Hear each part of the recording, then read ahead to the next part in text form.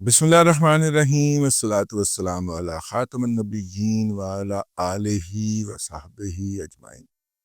السلام علیکم ورحمۃ اللہ وبرکاتہ۔ پاکستان کے اور بھارت کے دعووں پہ مت جائیے، دونوں ہی اپنی اپنی فتح کا اعلان کر رہے ہیں، لیکن آپ جو عالمی سطح کے اوپر جو اخبارات ہیں، جو تھنک ٹینک ہیں، جو ریسرچ سینٹر ہیں دفاع کے حوالے سے، اگر آپ ان کی خبریں پڑھ لیں تو ان میں ایک اس وقت پھڈا پڑا ہوا ہے۔ کچھ کا خیال ہے کہ S-400 کی تباہی جو ہے، اس کی سب سے بڑی خبر ہے اس پورے واقعے کی، اس پوری جنگ کی۔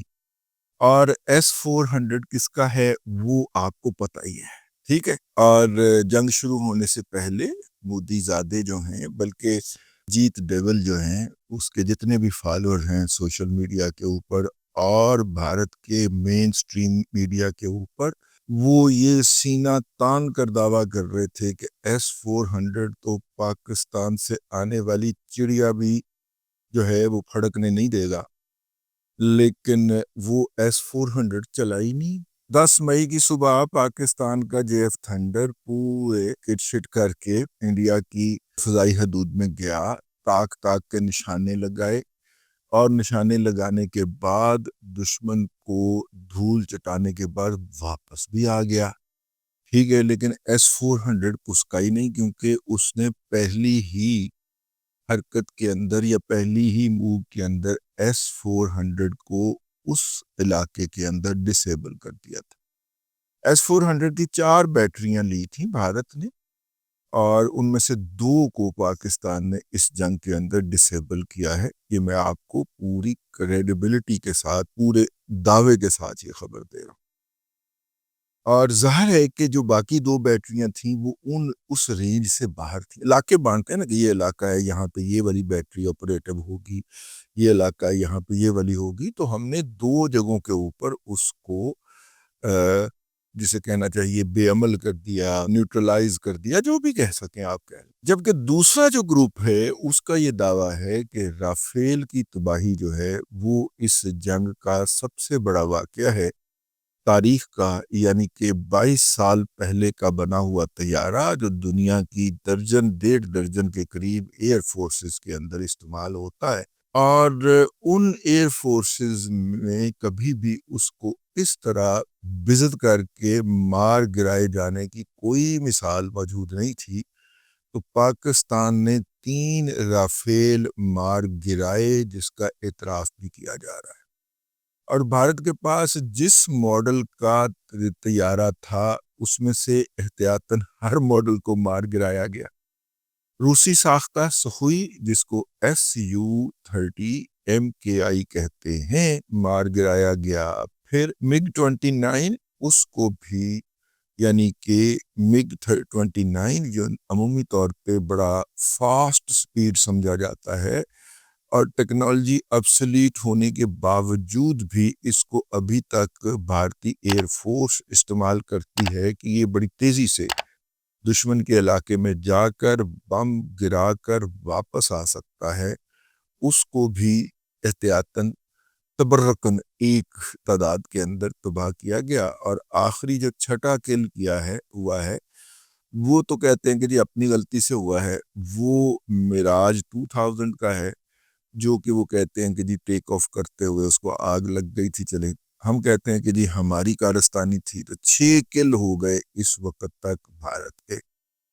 تو یوں جس طرح بھارت کے ساتھ جتنے بھی ٹاپ آف دا لائن طیارے موجود تھے ان کو مار گرایا گیا۔ اور یہ ذہن میں رکھیے گا، یہ تینوں جو طیارے میں نے گنے ہیں یہ 2 انجنوں والے طیارے ہیں۔ پاکستان کا رافیل سنگل انجن کا طیارہ ہے، تو سنگل انجن کے طیارے نے 2 انجنوں والے طیاروں کو دھول چٹائی۔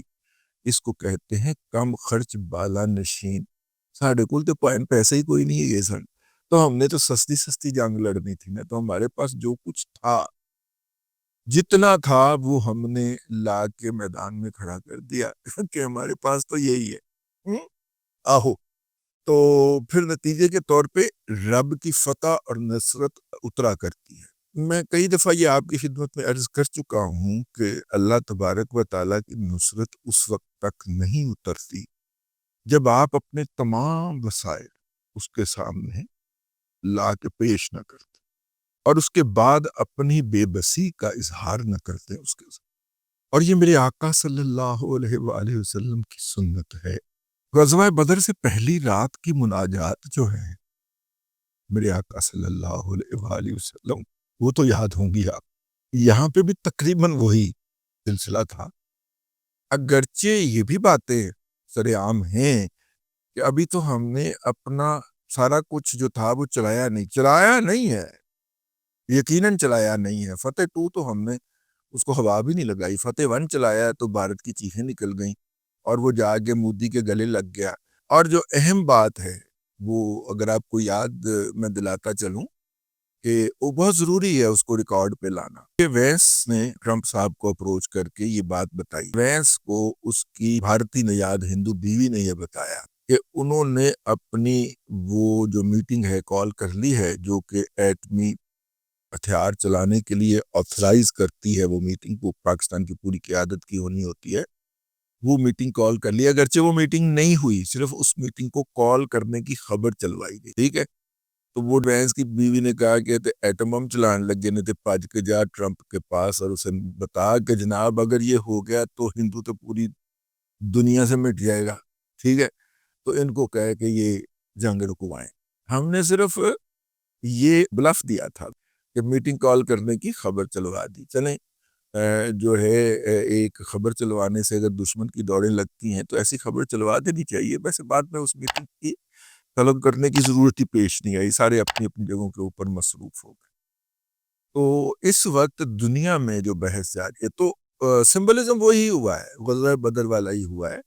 میں یہ بات بار بار دہراتا ہوں مختلف فورمز کے اوپر اور آج آپ کے ہاں بھی، کہ تعداد بھی اتنی تھی، ریشو بھی وہی تھی، وسائل بھی وہی تھے.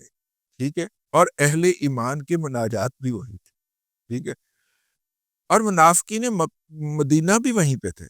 عبداللہ بن ابی کی اولاد پی ٹی آئی کی شکل کے اندر موجود تھی، جو اندر سے جو تھی وہ ڈسہارٹ کر رہی تھی یا دل کو توڑنے والی باتیں کر رہی تھی. اور وہ منافقین آپ دیکھیں کتنی جلدی پلٹ پڑے کہ نہیں یہ فتح تو ہماری وجہ سے ہوئی ہے. تمام چیزیں جو ہیں وہ بالکل کاپی ہیں، فوٹو کاپی ہیں.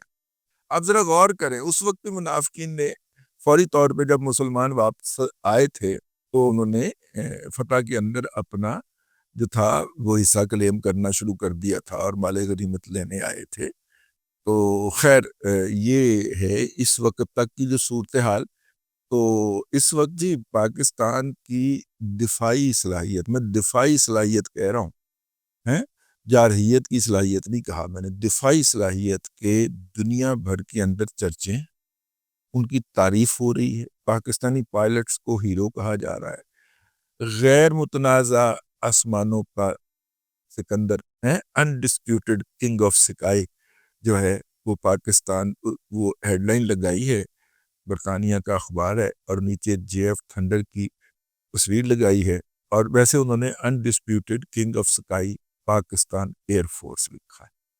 تو بہرحال انہوں نے اپنا برتری جو تھی وہ اس دن ثابت کی، پوری اس ٹینشن کے دوران وہ برتری برقرار رکھی. بھارت اس سے پہلے 2 دفعہ حملہ کرنے کے موڈ میں آیا اور دونوں دفعہ پاکستان ایئر فورس فضا میں اڑی اور بھارت کو اپنے ان شر انگیز اور جسے کہنا چاہیے جارحانہ عزائم سے پیچھے ہٹنا پڑا.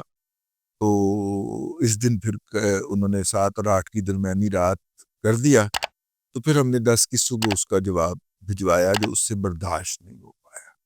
ٹھیک ہے، اور بہرحال یہ اپنی جگہ کے اوپر حقیقت رہے گی. پاکستان کی طرف سے اپنے مادر وطن کا کیا گیا یہ دفاع جو ہے یہ بہت عرصے تک پڑھایا جاتا رہے گا. جنگ کے پیرامیٹر بدل گئے، اس کے اصول و ضوابط بدل گئے. اس کے بعد ہر ملک کو اپنی دفاعی اور جارحانہ صلاحیتوں کے اوپر ایک دفعہ پھر نظر ثانی کرنا پڑے گی. اب تک کے لیے اتنا ہی، اگلے ولاگ کے اندر پھر حاضری ہوگی. اللہ تبارک و تعالیٰ آپ کو آسانیاں عطا کرے اور آسانیاں خلق خدا میں تقسیم کرنے کی توفیق عطا کرے.